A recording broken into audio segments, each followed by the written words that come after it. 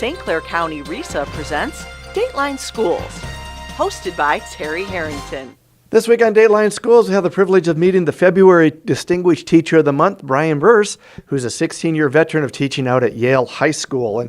And Brian, your superintendent said that you make learning relevant and you follow the discovery method in which your students can make connections to the world. Can you explain to that and how that's been real successful for your kids here?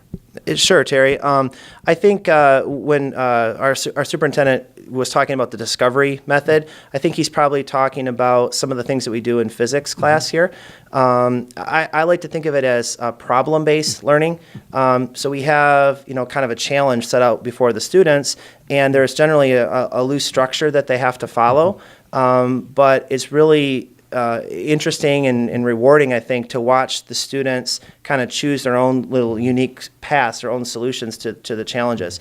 We've got a project here behind us where a group of students made like an arcade style game, and they had to fit sort of a loose framework of things that they had to include in their project.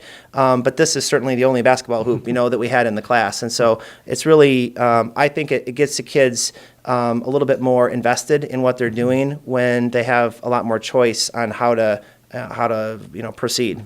And I imagine too, by having projects, whether it's the basketball hoop or you've got a drone in the class and different things like that, just giving them those opportunities, they really discover things that they probably wouldn't get from sitting and listening to a lecture. Yeah, that's true. I mean, I think there's definitely, I feel like, a place for lecture or traditional learning. We're in the setting here where I'm spending time with my physics students, and so there a lot of it is trying to pursue individual interests, things that they maybe have seen they want to learn more about.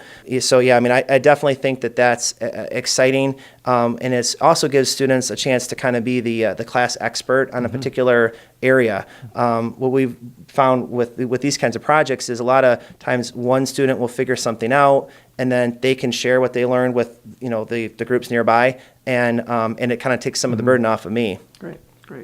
We'll be back with more tomorrow. For Dateline Schools, I'm Terry Harrington.